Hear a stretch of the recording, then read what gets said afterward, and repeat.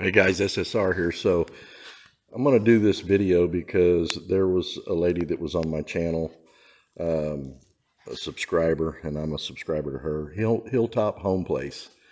If you haven't checked out her channel, please go check it out. She's a really nice lady. She does some gardening and stuff around her house. She plants a garden, and she's pretty handy. She was having some problems with her mower and her mower blades, and she was trying to get some advice on it, and it was hard to do it via text. So I'm going to show her or anybody else that wants to see it. Most of you already know how to do this, but these are the old blades, and you can see they've got chunks out of them.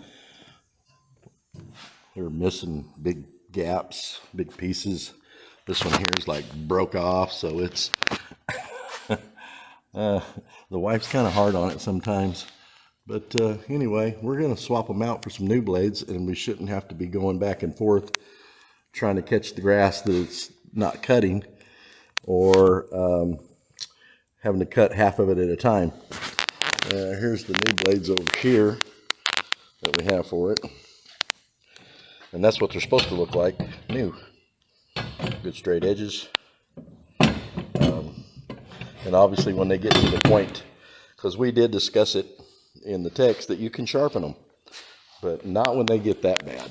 You can't do much with those. Those are out of balance. They're going to cause bearings to go out if I don't already have bearings out. See, yep, bad bearing. So I do have another bearing over here somewhere, so I might replace that one. We'll see. Anyway, so I'm going to get some video of taking this apart and kind of how it goes, and we'll come back. Okay, here's how I do it most of the time. I had to go scrounge up some stuff. I had to get a piece of wood, so I take this piece of wood, I'll put it up in there like this, and jam that blade into that piece of wood, like so. And then I got my ratchet. This is a 15/16, and usually you're going to have a cheater bar on it, because I've tied them up pretty tight, but I think they get tighter over time. So you got to be careful though using a cheater bar on your ratchet. You can sure destroy your ratchet. Better to use it with a breaker bar, longer bar, whatever. But anyway,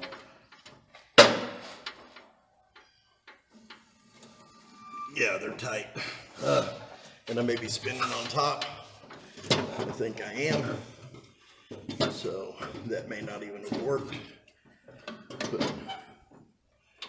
Putting that on there. Let me see. Yeah, I'm still spinning on top. So I need to, I'm kind of holding it, I guess. Let me see. It's better if you got an impact. And I have some air impacts, but, well, actually I think my air impacts are about shot. And I don't even like listening to the compressor run, so I'll put this block back up in there. Crab apples, how did I have that where it was? Put some of this down.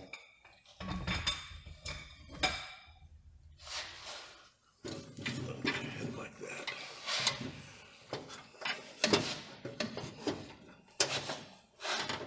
Okay. She's wedged in there a little bit. I think I kind of had it coming. But they're not easy. They're a pain in the butt. Because all you got up here on the top to hold this is the pulley. And I'm not having a whole lot of luck holding it, so I need to figure out a way to lock it down. I might have to put something on it to hold it in place, or wedge it, or something. So, hold on just a minute. So I'll explain to you what I did here. I had the ratchet on it down here, and I went over and got me a hammer out of my toolbox. and I took this hammer up on top between the belt and the pulley, and I used that hammer to wedge that pulley in place between the belt and the pulley, and that broke the bolt loose. So I'll just leave that hammer right there and put my cheater bar down. We'll see if the rest of this comes out all right.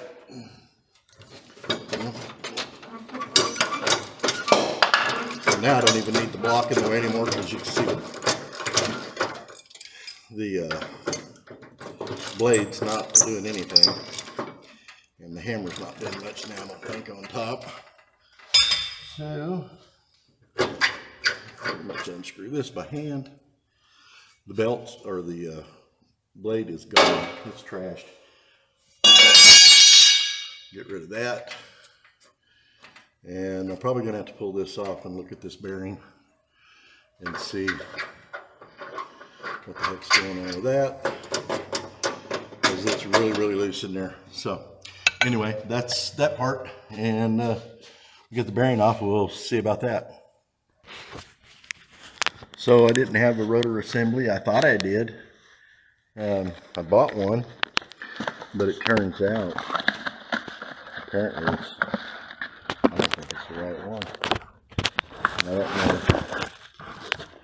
how that happened, but the bolt pattern on this is way bigger than the bolt pattern on this one. And you can see, well, you probably can't tell, but it's way bigger. This bolt pattern on this is probably 4-inch, and this up here is probably 3-inch bolt pattern.